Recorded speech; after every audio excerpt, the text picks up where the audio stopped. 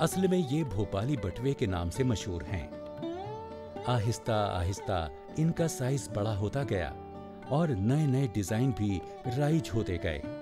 बटुओं के दीदार के बाद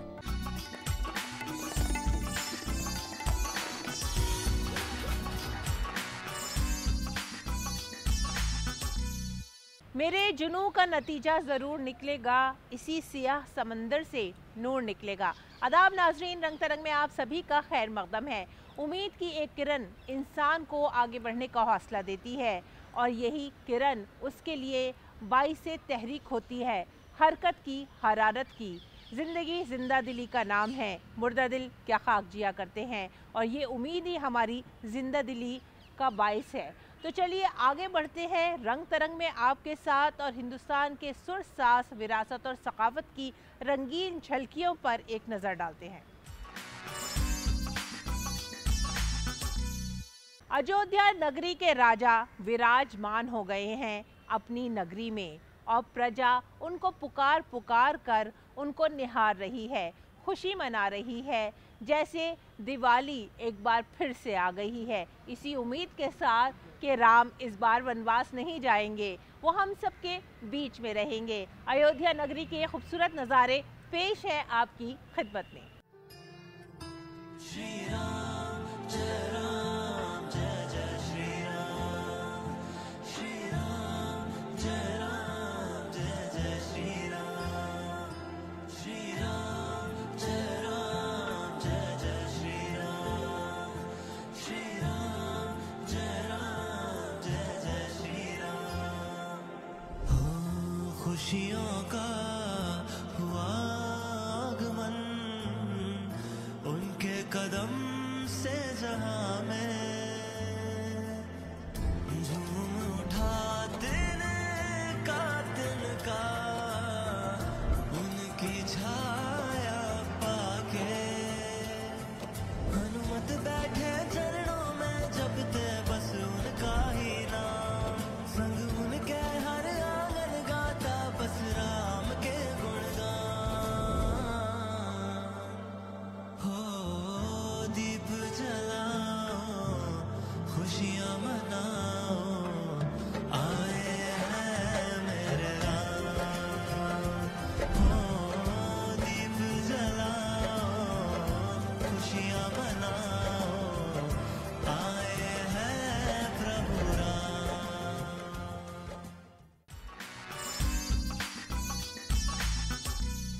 बरसों पहले बापू गांधी ने नारा दिया था स्वराज और स्वदेशी का, और इस नारे में इतनी ताकत थी कि हमें अंग्रेज़ों की बेड़ियों से इस नारे ने आज़ाद करा दिया।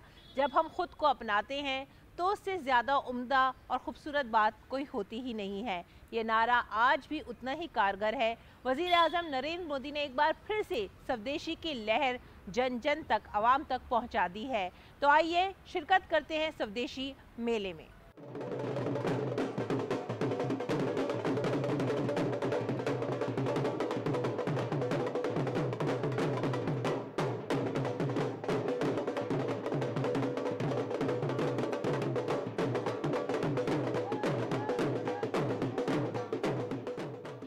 स्वदेशी मेले में मेक इन इंडिया एशिया के साथ सकाफती प्रोग्रामों की धूम मच गई। सेल्फी पॉइंट तवज्जो का खास मरकज बना तो लोगों ने लुत्फ भी उठाया गीत संगीत का।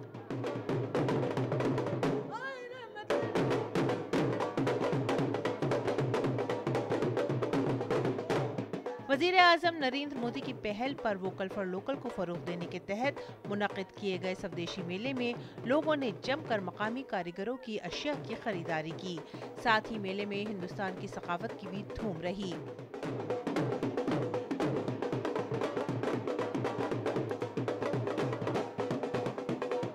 आत्मनिर्भर भारत के सपने को बेहद मजबूती से गढ़ते हुए इस वक्त हम देख रहे हैं कि कैसे भारत के कारीगरों को एक बाजार मिल रहा है, एक मंच मिल रहा है अपने उत्पादों को प्रदर्शित करने का। इस वक्त हम मौजूद हैं राजधानी दिल्ली में आयोजित स्वदेशी मेले में, जहां पर देश के कोने कोने से कारीगर, हुनरबाज यहां पहुंचे हैं। आपको यहां पर विभिन्न स्टॉल्स मिल जाएंगे, कश्मीर से लेकर कन्याकुमारी तक, गुजरात से लेकर पूर्वोत्तर भारत के जो उत्पाद हैं, जो वहाँ के कारीगर हैं, अपने अपने राज्य से अपनी कलाओं को यहाँ पर लेकर पहुँचे हुए हैं।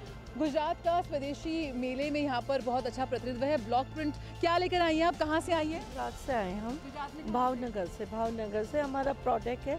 सारा वीवर वाला है काम, सारा बनारसी के ऊपर जैसे हमारा गुजरात में वीविंग होता है सारा, वो लेके आए हैं। प्योर सिल्क में है, मसलिन में है, प्योर अजरक प्रिंट्स है, प्योर सिल्क में कपड़े वगैरह सारे हैं। देखिए तो ये कौन से उसमें है? ये सिल्क में है। तो ये ओरिजिनल मीनाकारी साड़ी है जो कि ओरिजिनल सिल्क में है।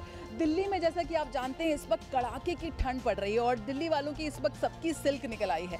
तो बहुत ही खूबसूरत ओरिजिनल काम है, सिल्क पर बारीक हाथ का काम किया गया है यार। तो क्या कुछ रेंज होगा इसका? ये 12,500 के हैं। हाँ। किस तरह से आप देख रही हैं, आपको एक बाजार मिल रहा है इस मेले के जरिए। काम ठीक है, लोग आ रहे हैं, पसंद कर रहे हैं, पसंद कर रहे हैं सर। साड़ी सूट्स, हमारे सूट्स भी पसंद कर रहे हैं प्योर के, और दुपट्टे वगैरह सारी चीज़ें, ड्रेस मटेरियल, कुर्तियाँ वगैरह सभी पसंद कर रहे हैं।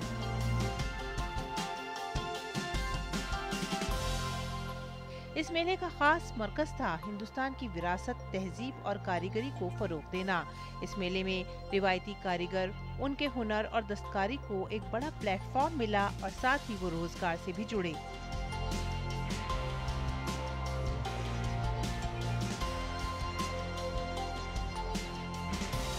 तो काफ़ी भीड़ जुट रही है इस स्वदेशी मेले में। किस तरह से यहाँ पे कोशिश की गई है, गुप्ता जी मेरे साथ जुड़ चुके हैं। गुप्ता जी बताइए, कैसे देश के कोने कोने से यहाँ पर कारीगरों को लाकर इस स्वदेशी मेले का आप हिस्सा बनाने का एक प्रयास है? बेसिकली मोदी जी का बहुत बड़ा कॉन्सेप्ट है आत्मनिर्भर भारत और make in India, vocal for local, local for global. उसी कॉन्सेप्ट को ध्यान में रखते हुए ये स्वदेशी मेले का आयोजन किया गया है।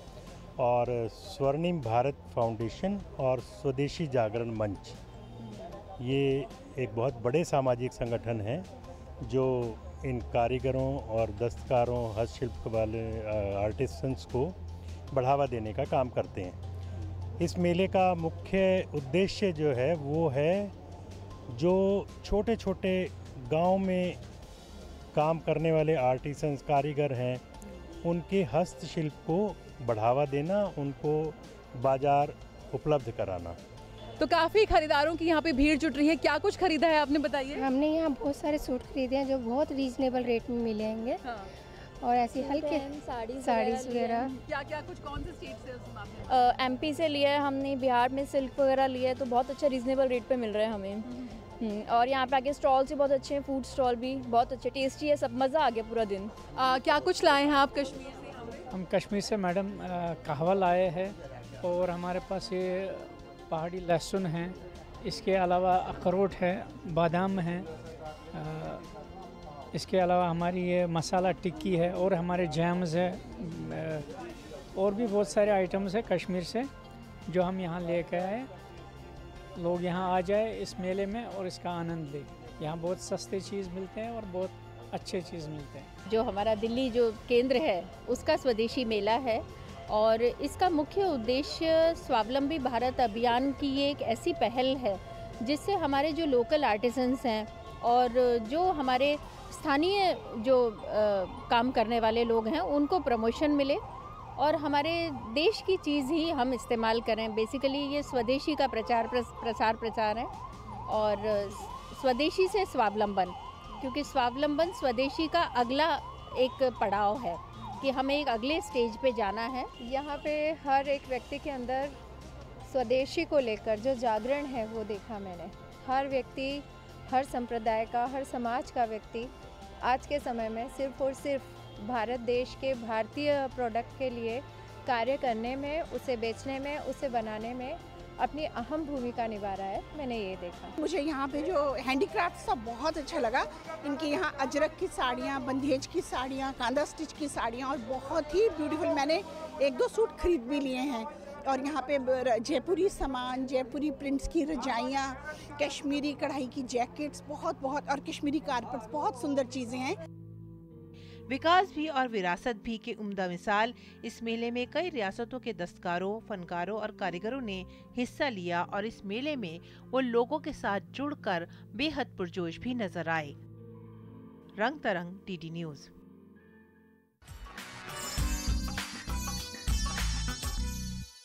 गीत हो, संगीत हो, तुम प्रीत हो, मनमीत हो। कृष्णा का हर रूप बेहद अनोखा और खूबसूरत है, और जब ये रूप ढल जाता है रास रंग में तो क्या कहने। तो चलिए आपको लेकर चलते हैं एक ऐसी महफिल में जहां कृष्णा की ज़िंदगी के हर बाब को दोहराया गया, और खूबसूरत बाब है रासलीला का, जब कृष्ण प्रेम करते हैं राधा से। कृष्ण अभिलाषा एक ऐसा डांस ड्रामा है जिसको फनकारों ने बड़ी ही खूबसूरती से सजाया है और हम और आपके सामने पेश किया है। यह छवि देख मगन भई मीरा, चरण कमल पर सिर, मन की आँखों में मीरा देखे। कृष्ण भक्ति है, इबादत है, रूहानियत है, और कृष्ण की लीला है रस से भरी हुई। कृष्ण की लीलाओं की बेहद खूबसूरत पेशकश की गई राजधानी दिल्ली में, जिसे देखकर सभी सामीन जैसे जज्बात से और रूहानियत के एहसास से भर गए। पद्मश्री गुरु गीता मालिक ने कृष्ण के ऊपर एक खास डांस ड्रामा पेश किया जिसका नाम था कृष्ण अभिलाषा। इस ड्रामे में कृष्ण की जिंदगी के खास बाबों को उजागर किया गया है, खास तौर से कृष्ण और राधा के बीच की रासलीला को। इस नाटक में कृष्ण के दिव्य रूप के दर्शन हुए।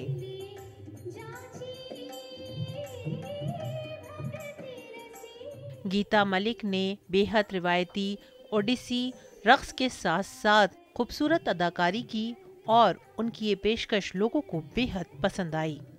गीता मालिक ने बहुत ही कम उम्र में मशहूर गुरु देबा प्रसाद दास से रक्स सीखना शुरू किया था और उसके बाद मायाधर रावत से उन्होंने तरबियत ली। गीता को अपने तर्ज रक्स को आगे बढ़ाने में काफ़ी मदद मिली, जिसे कई पारखी लोगों ने उनके साथ निखारा और संवारा।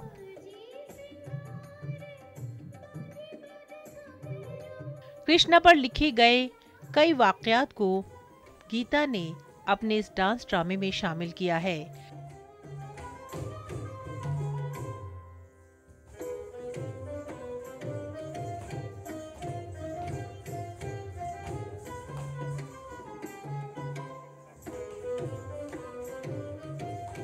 इस डांस ड्रामे में ख़ास बात ये रही कि खूबसूरत रक्स मौसीकी के साथ साथ फनकारों ने अपने लिबास से रिवायती भारतीय सकाफत और फ़नून को फ़रोग़ दिया। भगवान कृष्ण की ज़िंदगी के हर हिस्से को, हर एहसास को बड़े ही हसासियत के साथ यहाँ पर पेश किया गया।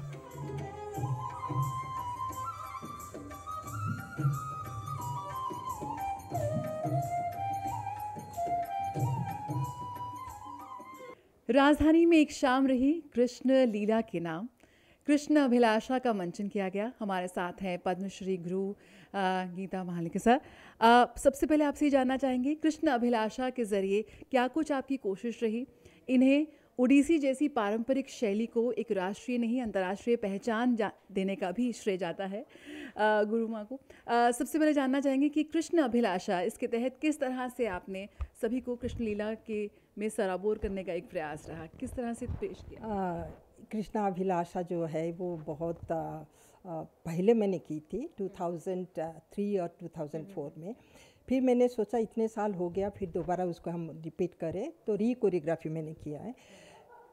मेरा मन में आया कृष्ण की जो लीला है वो तो हम दिखाते रहते हैं, रास लीला दिखाते हैं गोपियों के साथ, राधा के साथ, इसको थोड़ा सा हम कुछ अलग सा करें।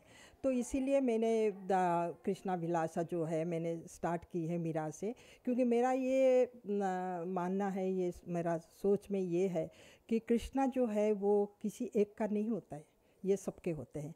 But you know like Meera भी चाहती थी कृष्ण को अपना बनाने के लिए, राधा भी चाहती थी, तो उनके प्रेम में वो तो पागल थी। गोपी, जितने गोपीज हैं वो भी कृष्ण के लिए पागल थे, उनके साथ रासलीला करते थे, तो सभी चाहते थे। But Krishna he is the supreme God, he doesn't belong to anyone but he is for everyone. So this is the concept. तो मैंने उसको डिफरेंट लैंग्वेजेस में मैंने सोचा उसको करूँगी। तो मैंने जो लिरिक्स मैंने लिया पहले मीरा की लिया है। मीरा की जो कैरेक्टर वो मैंने पहले दिखाऊंगी। मीरा के कैरेक्टर में जो है वो है सूरदास की कविता के ऊपर आधारित है, मीरा भजन। देन उसके बाद जो है हमारे मैथिली भाषा में विद्यापति की उसमें लिया मैंने। और राधा के जो गीत गोविंद से भी मैंने लिया, जयदेव गीत गोविंद वो संस्कृत में हो गया है। और इसी तरह मैंने डिफरेंट लैंग्वेजेस डिफरेंट पोएट जो है उन्हीं को लेके फिर उसको कंबाइन करके ये मैंने कृष्णा विलास की है। किस तरह से आप देखते हैं उड़ीसी की इसी पारंपरिक शैली को आज के युवाओं के साथ भी जोड़ना और वो इस शैली को, हमारी परंपराओं संस्कृति को समझे, एक प्रयास आपकी तरफ से होता रहा है, तभी आपने इस संस्था का भी आपने शुरुआत की जिसके तहत आप उड़ीसी शैली को युवाओं तक ले जाने की कोशिश करिए। संस्था के नाम है कृष्णा गीताज उपासना। ये मेरी भी उपासना है और सारे सबका भी उपासना है।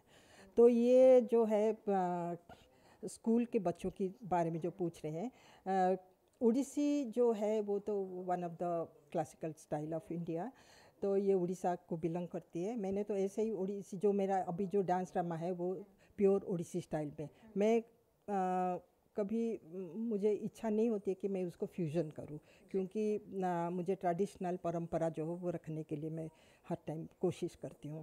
तो बच्चों को मैं सिखाती हूँ और ज़्यादातर जैसे स्पिकमा के द्वारा मैं स्कूल में और कॉलेजेस में मैं जाती हूँ, उनको परफॉर्म भी करती हूँ और उसके साथ साथ उनको समझाती हूँ, दिखाती हूँ, so that they would have a certain ideas about our classical dance form of India.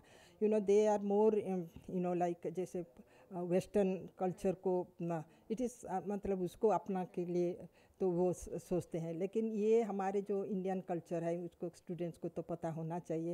And they really like it. Sometimes they से कि नहीं हमको भी सीखना है और उसके बारे में हिस्ट्री है जो है इसका, कैसे कहाँ से वो आया था, कितने साल पुराना है, ये सब उनको बताती हूँ तो दे गेट इंटरेस्टेड।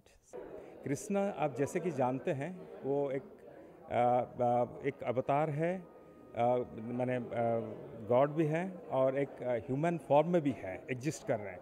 वो एक लव के प्रतीक है। जो लव कहते हैं एक प्योर इटर्नल लव है, इसके वो प्रतीक है।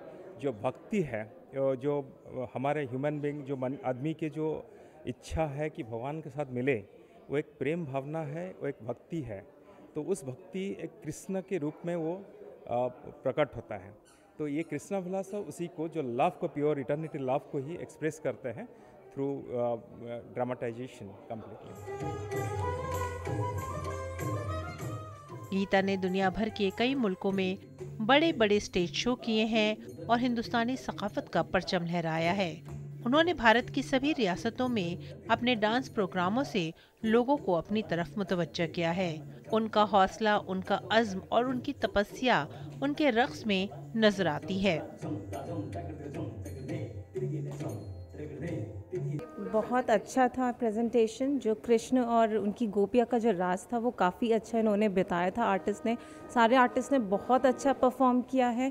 इवन जो it is very appreciable to Guru Geeta Malik, जिन्होंने इतना अच्छा मतलब कल्चर प्रोग्राम सेट किया है। पूरा अच्छा डांस है, बहुत अच्छा लगा, एंजॉय किया काफ़ी। कृष्ण अभिलाषा एक ऐसा डांस ड्रामा है जो लोगों को जैसे रूहानियत के एहसास से भर देता है। कृष्ण की भक्ति से पूरा माहौल सराबोर हो जाता है।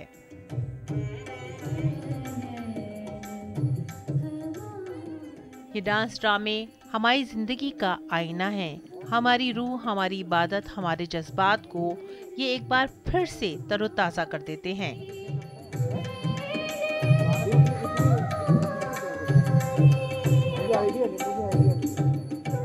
रंग तरंग, टीडी न्यूज़।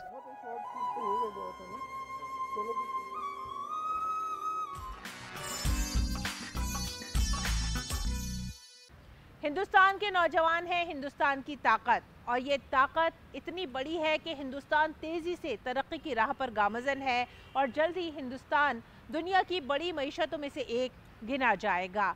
हाल ही में इन्हीं नौजवानों का जश्न मनाया गया स्वामी विवेकानंद जी की जयंती के मौके पर। आइए इस जश्न में हम और आप शरीक होते हैं।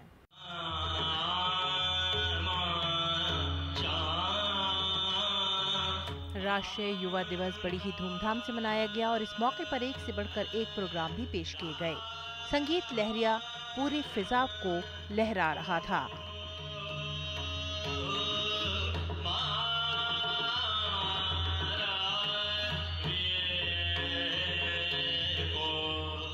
मौका था दिल्ली में मुनक़्क़िद स्वामी विवेकानंद संगीत महोत्सव का। इस प्रोग्राम में कई फनकारों ने बेहतरीन अंदाज में अपने फन का मुजाहिरा किया। लोक गायकी हो या रक्स, सुर साज के साथ मिलकर जैसे लोग झूम उठे।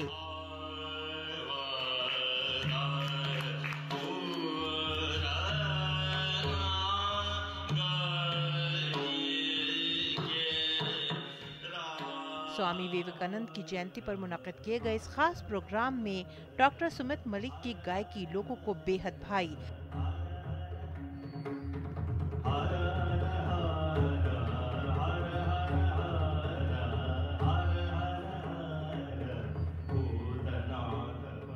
दरभंगा घराने से ताल्लुक़ रखने वाले इस गायक ने अपने फन से लोगों को हैरान कर दिया।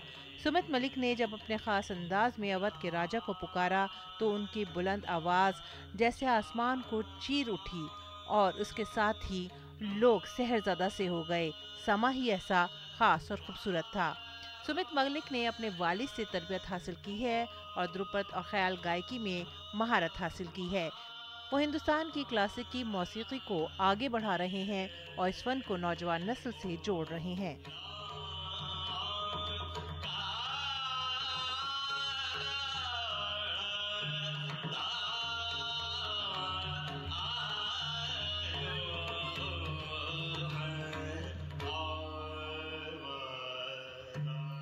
हम ये जानना चाहेंगे कि शास्त्रीय संगीत की जो ध्रुपद शैली है वो एक आध्यात्मिकता का एहसास देती है और सुनने वालों के मन और मस्तिष्क को बहुत ज़्यादा एक शांति प्राप्त करती है।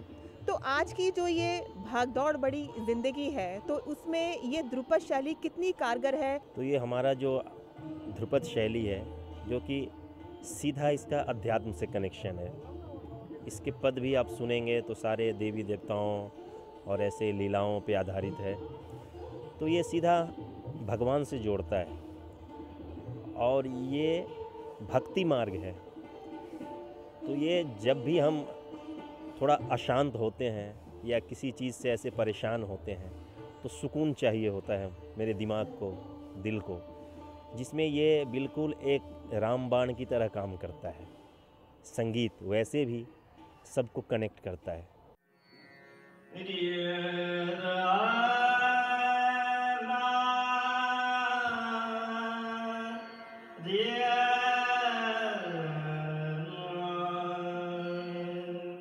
शास्त्रीय संगीत भारतीय परंपराओं में इतना रचा बसा है कि यहाँ की विभिन्न संस्कृतियों और इतिहास को अपने अंदर समेटे हुए है।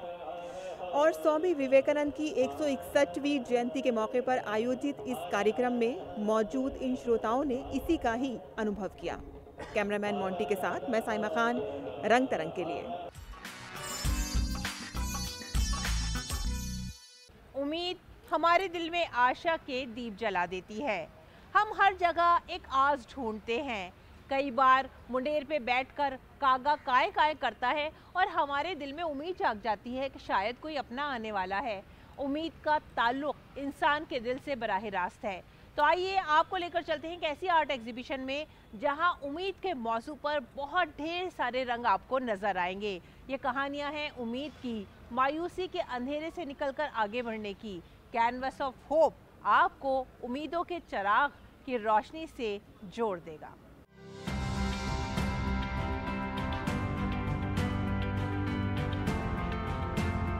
प्रकृति की हरियाली, सूरज की सुनहरी रोशनी, आसमान का नीलापन, काली घटाओं का रंग और चंद्रमा का उजाला, यानी हमारे जीवन में चारों ओर रंग ही रंग नजर आते हैं। लेकिन कुछ रंग हमारे अंदर भी हुआ करते हैं जिन्हें एक चित्रकार अपनी पैनी दृष्टि से रंगों के माध्यम से एक आकार देता है। एक महिला कलाकार जब अपनी भावनाओं को कैनवस पर उतारती है अपने दर्द की कहानी को, अपने संघर्ष के दिनों को रंगों के माध्यम से समाज तक पहुंचाती है तो एक नया संदेश हमारे सामने होता है। और शायद इसीलिए कहा जाता है, तेरे माथे पे ये आंचल बहुत ही खूब है, लेकिन तो इस आंचल से एक परचम बना लेती तो अच्छा था। दिल्ली के ललित कला एकेडमी में वृक्ष कला के नाम से एक चित्रकला प्रदर्शनी का आयोजन किया गया, जिसमें कई कलाकारों ने हिस्सा लिया। इस प्रदर्शनी की खास बात ये थी कि इसमें कॉलेज ऑफ आर्ट दिल्ली के चित्रकार अध्यापकों ने भी हिस्सा लिया। इनका मानना है कि चित्रकला को नई नई तकनीक अपनाते रहना चाहिए। तो ऐसे में कला लेखन की आवश्यकता इसलिए आती है कि कलाकार जब चित्र बनाते हैं या कोई समूह प्रदर्शनी करते हैं, तो जो ऐसे दर्शक हैं जो कला की इन डेप्थ जानकारी नहीं रखते हैं, तो उनका एक तरह से गाइडलाइन मिलता है उनको कला पे जो लिखा जाता है। कैटलॉग में कलाकार लिखवाते इसीलिए कि जैसे हम किसी मोनूमेंट पे जाते हैं तो हमें उसके इतिहास और उसकी जानकारी नहीं होती है, हम उसको देखते हैं आर्कियोलॉजिकल साइट। लेकिन जब कोई मुझे बताता है कि ये ऐसे ऐसे ये है, तो हमारा इंटरेस्ट उसमें बढ़ जाता है। चित्रकारों का यहाँ एक कला वृक्ष नजर आया, जिनकी सोच है कि एक व्यक्ति अगर चित्रकार है, एक कलाकार है, तो उसके अंदर की भावनाएं उसे गलत काम की ओर कभी नहीं बढ़ा सकती, क्योंकि एक चित्रकार बेहद भावुक हुआ करता है। मेरे जो कलाकृतियाँ हैं उसमें मैंने यही दिखाने की कोशिश की है कि महिलाओं को जो समाज में नकारा जाता है, एक दूसरा दर्जा दिया जाता है, जबकि वो कंधे से कंधा मिला के हर चीज़ में पुरुष के साथ खड़ी रहती हैं और अपने हर रूप को बहुत निपुणता के साथ जीती हैं। चाहे वो घर में काम करना हो, घर को संभालना हो, या फिर बाहर जाके काम करना हो, वो हर रूप को बाखूबी निभाती हैं। लेकिन समाज में फिर भी उनको वो स्थान नहीं दिया जाता जो उसे मिलना चाहिए। मैंने अपनी सभी कलाकृतियों में उसी विषय को दर्शाने की कोशिश की है।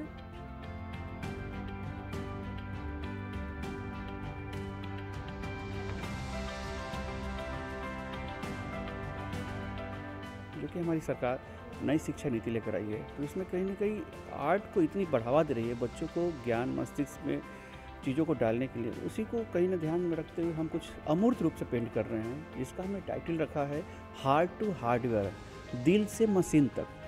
आप देख सकते हैं इसमें मैंने ज्ञान को दिखाने के लिए कुछ ऑब्जेक्ट डाले हैं, कुछ फॉर्म डाले हैं, कुछ एक चमकता सितारा जो गोल्डन दिखा रहा है, इन सबको देखते हुए हमने इसमें ये पूरा कंपोजिशन तैयार किया है। इस सुंदर प्रदर्शनी में हर चित्र में प्रेम, संवेदनाएं और प्रकृति से प्रेम का चित्रण प्रस्तुत किया गया। वाकई भारतीय कला से प्रभावित होकर आज भी चित्रकार अपनी प्राचीन भारतीय कला को एक नया रंग देने के लिए प्रतिबद्ध हैं। रंग तरंग के लिए रेशमा की रिपोर्ट, डीडी न्यूज।